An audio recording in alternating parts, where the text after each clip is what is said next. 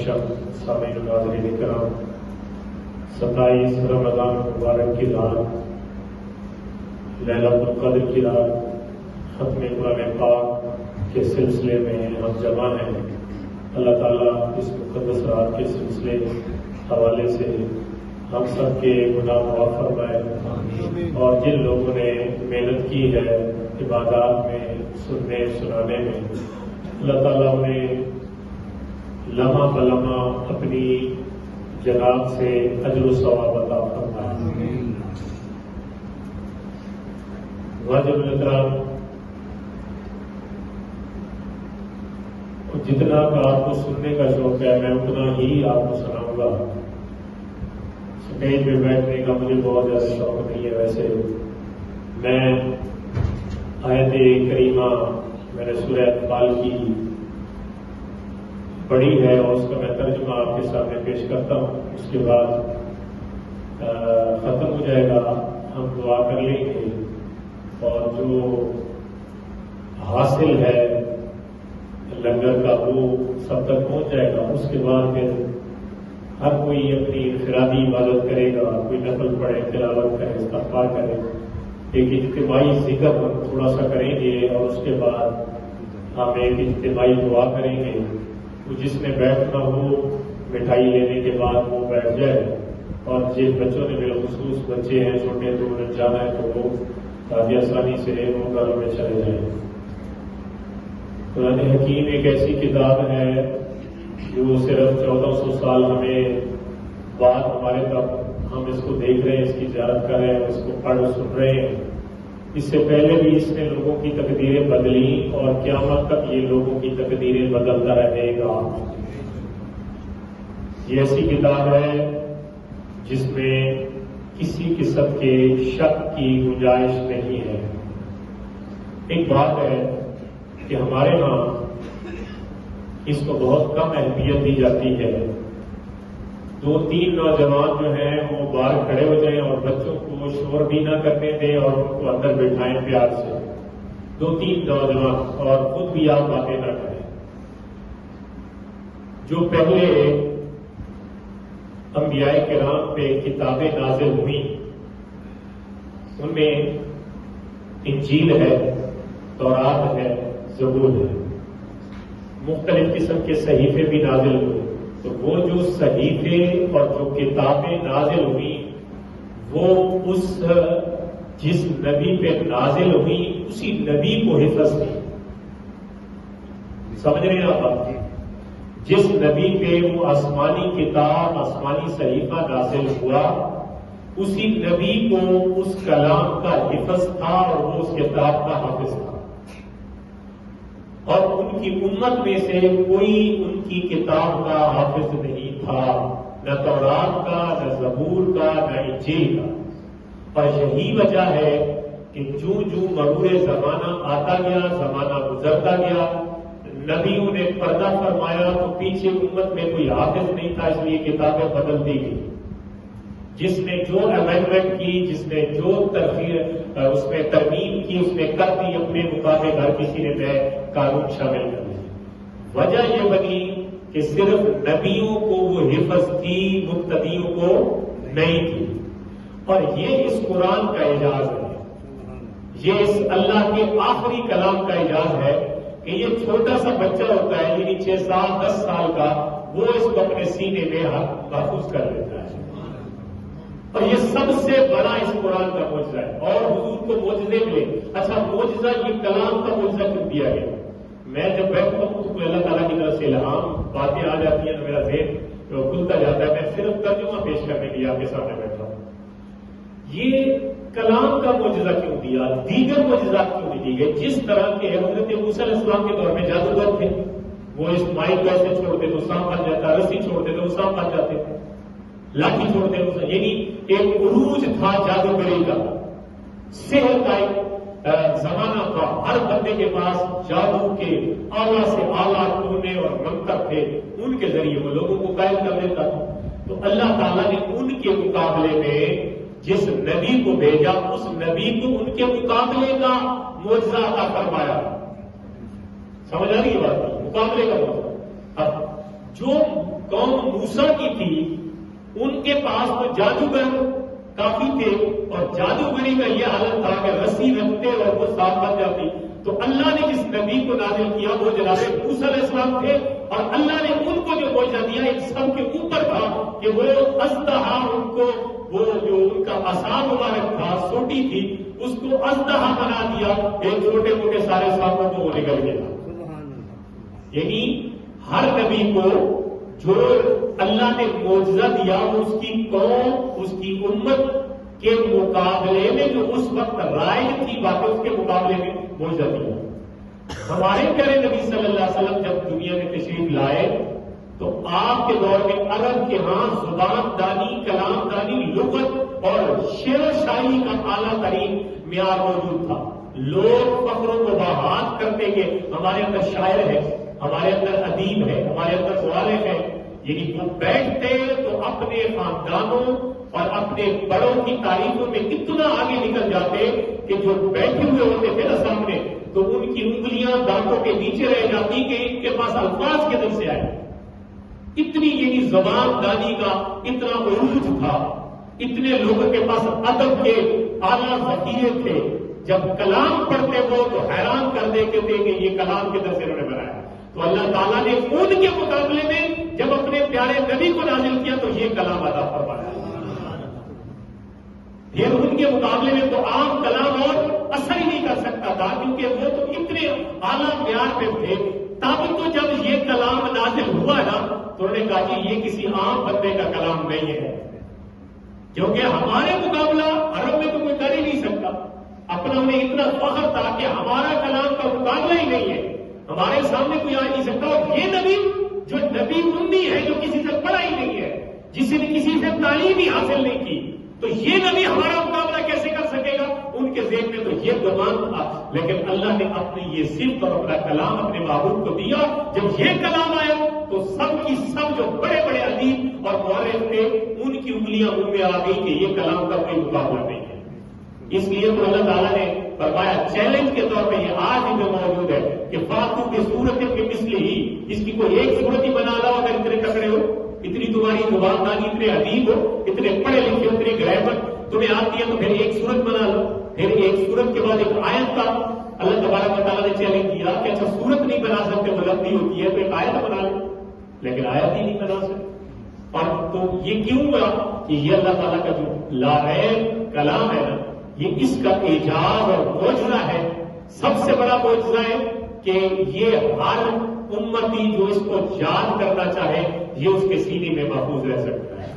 ابھی آپ نے دیکھا کہ وفاتی کرام نے ماشاءاللہ حافظ محمد یاسر صاحب نے قرآن پاک سنایا اور پیچھے حافظ محمد فیصل صاحب نے سنا.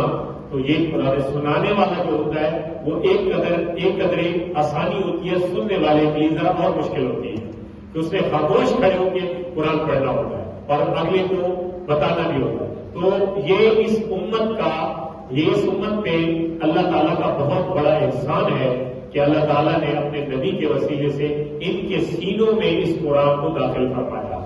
اب یہ قرآن کہتا کیا ہے؟ قرآن فرماتا ہے انما المؤمنون الذین، مومن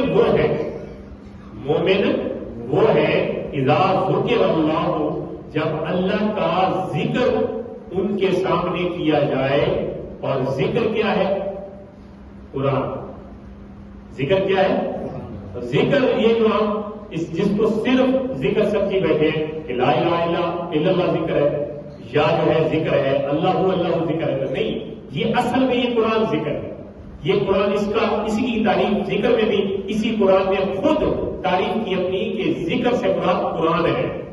اور اللہ تعالیٰ فرماتا ہے کہ مومن وہ بندے ہیں، اصل حقیقی مومن اور کامل مومن وہ ہے اذا ذکر اللہ، جب اللہ کا ذکر ان کے سامنے کیا جائے، وجلت قلوبہم، ان کے دل نرم ہو جاتے ہیں. ان کے دل کیا ہو جائے؟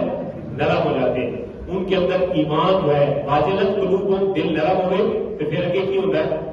زادتہم وَإِذَا تُلِيَتْ عَلَيْهِمْ آيَاتُهُ زَادَتْهُمْ ایمانا. پہلا ہے کہ قرآن سننے سے دل کیا ہوتا ہے؟ بولے نا آپ اسی جنہ سنے آپ کو پتا ہے قرآن سننے سے دل نرم ہوتے ہیں. جنہوں نے سنا ہے کو چس آتی ہے، مزہ آتا ہے سننے میں. قرآن سننے سے دل میں نرمی پیدا ہوتی ہے، یہ اللہ کا قرآن کہتا ہے. اور پھر جب وَإِذَا تُلِيَتْ عَلَيْهِمْ آيَاتُهُ زَادَتْهُمْ ایمانا، صرف سننے سے کوئی بندے ویسے کہتے ہیں نا دنیا کا ماحول ہے، بندے جو ہے نا یوٹیوب کا دور ہے، بندے کٹ کے بات کر رہے ہیں یہ لکھا ہوا ہے، یہ لکھا ہوا ہے. قرآن کہتا ہے اذا تلیت علیہم آیاتہ زادتہم ایمانا، جب یہ آیت تلاوت کی جائے تو سننے والے کا ایمان بڑھ جاتا ہے. سننے والے کا کیا ہے؟ ایمان بڑھ جاتا ہے. تو ہم اس یقین کے ساتھ پیچھے کھڑے رہے کہ سننے کا ثواب بھی ملے گا اور نبی پاک صلی اللہ علیہ وسلم کی سنت مبارک بھی ہے، اور سننے سے ایمان کیا ہوتا ہے؟ اضافہ ہوتا ہے. سننے سے ایمان میں اضافہ ہوتا ہے. ہمارے یہاں ہم نے کیا کیا؟ کوئی تراویح ہوتا ہے 8 گھنٹے، دوسرا 20 گروپ پڑھائی دے رہے ہو، تراویح کا 12 ہے دوسرا 20 کے پیچھے لگے رہے ہو. سارے کو یہ مسئلے چلتے ہیں. ایک کڑاہی کے لیے پوچھا کہ یار حافظ صاحب تھوڑا تیز پڑھتے ہیں تو ہم ایسے حافظ کا ارینج کریں جو اس سکون سے پڑھے، چاہے ہمیں 2 گھنٹے لگ جائے لیکن سکون سے قرآن سننے کا تو مزہ ہے. کبھی اس طرح کا بندہ ہمارے پاس کوئی نہیں آیا. بلکہ ہم جب انٹر ہو رہے ہوتے تو بندے قرآن میں کہتے ہیں اتنا آتا ہے نہ پڑھا، اتنا آتا ہے نہ پڑھا، میں ٹائم تھوڑا لگے. تو جس طرح کے قوم اسی طرح کے امام، جس طرح کی قوم چاہے آئے گی اسی طرح کے امام آئیں گے. قوم چاہے گی کہ اتنا آتینا والے امام ہے تو اتنا آتینا والے آئیں گے. قوم چاہے گی کہ جب یہ قرآن پڑھے تو پیچھے لوگوں کے آنسو جاری ہو تو اس طرح کے امام آئیں گے. ظاہر جس طرح کا آپ چاہیں گے اس طرح کا آپ کو ایمان رواج بھی ملے گا، اسی طرح کا آپ کو بدلہ بھی دیا جائے گا. تو قرآن سننے سے کیا ہوگا؟ ایمان میں، قرآن سننے سے ایمان میں اضافہ ہوگا. اور تیسری بات اسی آیت میں ہے کہ وَعَلَىٰ رَبِّهِمْ يَتَوَكَّلُونَ، جو اس طرح کے لوگ ہوتے ہیں نا، مومن ہوتے ہیں اور پہلی کے لوگ قرآن پاک سنتے ہیں تو ان کے دل نرم ہو جاتے ہیں، اور جب ان کی آیات، قرآن کی آیات ان پہ پڑھی جاتی ہے تو ان کا ایمان اضافہ ہو جاتا ہے، اور پھر وہ اپنے رب پہ بھروسہ کرتے ہیں کہ وہی ہمیں دینے والا ہے. رب پہ توکل اور بھروسہ کر کے بیٹھے. اور یہی حقیقت ہے کہ کسی چیز کے ہونے اور نہ ہونے کا جو صحیح توکل ہے، بھروسہ ہے، ایمان ہے، وہ اللہ کی ذات پہ ہے. یہ کام اللہ کر سکتا ہے، اس پہ ہمارا ایمان ہے. اور یہ اللہ تبارک و تعالیٰ نے یہ فرما دیا ہے کہ یہ نہیں کرنا، اسی پہ ہمارا ایمان ہے. اللہ کر تو ہر شے سکتا ہے، ہر شے پہ قادر ہے. وہ جس طرح ایک واقعہ میں پڑھ رہا تھا کہ اللہ تعالیٰ نے فرشتوں کو حکم دیا کہ فرشتوں جاؤ فلاں بستی میں اور جا کے بستی کو اٹھاؤ اور آسمان کے درمیان میں لے جا کر اس کو الٹا پھینک دو. وہ سارے اس کے ساکنین بھی تھے، بسنے والے بھی تھے. فرشتے اللہ کا آرڈر لے کے زمین پہ پہنچے اللہ کا آرڈر لے کے. جب اللہ کے حکم بجا آوری ہونی تھی تو پیچھے اللہ کا آرڈر آ گیا واپس آ جاؤ. بھیجے بھی اللہ نے ہے اور واپسی کا حکم بھی اسی نے دیا ہے. فرشتے تو لا یاسون ما امر اللہ ما امرہم، جو اللہ نے حکم دیتا ہے وہ ایک سیکنڈ، ایک لمحہ بھی جو ہے نافرمانی نہیں کرتے. وہ آئے بھی اللہ کے حکم سے، جب واپسی کا آرڈر ہوا تو واپس بھی چلے گئے. لیکن وہاں جا کے انہوں نے ایک مسئلہ حل کروایا اور سوال کیا، باری تعالیٰ بھیجا بھی تو نے تھا، حکم تو نے دیا تھا کہ جا کے بستی کو لے جا کے الٹاؤ، اتنے عذاب ان کو دے دو، یہ اس قابل نہیں ہے کہ سطح زمین پہ زندگی گزار سکے. میری نافرمانی میں پتہ نہیں کہاں تک پہنچ گئے. ان کو اٹھاؤ اور آسمان کے درمیان انڈیل لو تاکہ نہ رہے بانس نہ بجے بانسری، یہ رہیں گے نہیں تو نافرمانیاں کیسی، یہ نصف نابود ہو جائیں گے. فرشتے اللہ کا حکم لے کے جب پہنچے تو اللہ کا آ گیا واپس آ جائے. فرشتے واپس گئے، پوچھا باری تعالیٰ بھیجا کیوں، پھر واپس کیوں بلایا؟ اس کا ماجرا، اس کی حکمت بتا دیجیے. باری تعالیٰ تیرے تو سارے کام حکمت سے بھرے ہوتے ہیں، اس کی حکمت کیا ہے کہ بھیجا بھی تھا اور پھر واپس بھی بلا دیا؟ اللہ نے فرمایا بھیجا اس لیے تھا کہ یہ ساری کتنی قوم بیٹھی ہوئی تھی نا اس زمین کے اوپر، یہ ساری قوم نافرمانی میں اس حد تک چلی گئی کہ میری رحمت کو میں نے رحمت کو پیچھے ہٹایا اور میرا غضب آگے آیا اور میں نے اپنے عذاب کو نازل کیا. تب تمہیں حکم دیا کہ جاؤ اس زمین کو الٹا دو تاکہ اس کے جو باسی ہے، اس کے جو ساکنین ہیں، ان کے اوپر عذاب نازل ہو جائے. لیکن کیوں ہی آپ زمین کے اوپر گئے تو اسی سطح، اسی بستی کے اندر کچھ لوگ میرا قرآن پڑھ رہے تھے، کچھ لوگ میرا قرآن پڑھ رہے تھے. تو میں نے کہا کہ جس سطح پہ الرحمن الرحیم کی آوازیں آ رہی ہوں اور جس سطح پہ یہ آخری کتاب یہ آخری کلام پڑھا جا رہا ہے تو پھر اس عذاب کو پھر واپس لٹا دینا چاہیے، کیونکہ جس زمین کے اوپر رحمان الرحیم کے نغمے آتے جا رہے ہو، جس سطح زمین، جس ٹکڑے زمین پہ، جس بستی اور جس چک میں اور جس محلے میں اللہ کا قرآن پڑھا جا رہا ہے، بچے بھی قرآن پڑھتے بڑے بھی پڑھتے، تو پھر وہاں پہ عذاب نازل نہیں ہوتے بلکہ اللہ کی رحمتیں نازل ہوتی۔ اس لیے واپس آ جاؤ، اب یہ میرا قرآن ہے، اس کا اجازت اتنا ہے کہ یہ جہاں پہ پڑھا جائے تو میں پھر ان پڑھنے والوں کو عذاب نہیں دیتا۔ تو یہ اس کلام کی برکت ہے۔ یہ قرآن حضرت علی المرتضیٰ شیر خدا رضی اللہ تعالیٰ عنہ سے مروی ہے، آپ فرماتے ہیں کہ کسی نے آپ سے پوچھا کہ بھائی یہ روزانہ نت نئے فتنے ہوتے ہیں، کبھی کچھ ہوتا ہے کبھی کچھ ہوتا ہے، تو اے امیر المومنین یہ فرمائیے کہ ہم کیسے بچیں، ہم ان فتنوں سے کیسے بچیں؟ تو آپ نے فرمایا کہ فتنوں سے بچنا ہے تو قرآن کے ساتھ چمٹ جاؤ، قرآن کے ساتھ چمٹ جاؤ۔ قرآن کے ساتھ چمٹے کے نام مقصد یہ نہیں ہوتا کہ وضو کرو، اندر آؤ، الماری کھولو، اس کو چومو، ایسے کرو اور پھر رکھ دو۔ یہ قرآن سے چمٹنے کا مقصد نہیں ہے۔ قرآن سے چمٹنے کا مقصد ہے کہ جو اس میں لکھا ہے اس کو پڑھو اور اس سے ہدایت حاصل کرو اور اس کو اپنی زندگیوں پہ اپلائی کرو کہ یہ کہتا کیا ہے، اس نے کہا کیا ہے اور یہ کہنا کیا چاہتا ہے، ہمیں کس طرح کا انسان بنانا چاہتا ہے، اور یہ قرآن ہے، یہ ہمارا کوڈ آف لائف ہے، ہماری زندگی گزارنے کا ایک ضابطہ حیات ہے جو ہر الماری میں، ہر مسجد میں واقع مقدار میں کوئی پیسے نہیں لگتے، نہ اس کی ٹیوشن فیس ہوتی ہے، نہ اس کی بھاری بھرکم اس کے اوپر جناب کوئی آپ کو معاوضہ دینا پڑتا ہے۔ یہ جو معاوضہ آپ حفاظ کو دیتے ہیں تو یہ اس طرح آپ دیتے ہیں جس طرح سمندر سے ایک چڑی اپنی چونچ لے کے جاتی ہے۔ دنیا تو یہ سمجھتی ہے کہ نے بہت کمال کیا، آپ کی مہربانی ہے، آپ نے جتنا تعاون آپ کر سکتے تھے آپ نے کیا، اس کی آپ اپریشیٹ کرتے ہیں، لیکن کوئی یہ ذہن میں رکھے کہ ہم نے بہت کمال کر دیا ہے تو یہ اتنی خدمت ہے جتنی ایک جو ہے وہ چڑیا اپنی چونچ میں سمندر سے پانی لے لیتی ہے۔ جو سینے میں انہوں نے سمایا ہوتا ہے نا، تو وہ انہی کو پتا ہے کہ جتنی محنت انہوں نے کی ہے، اور پھر اللہ کا کلام بڑے اتحاد سے پڑھتے ہیں۔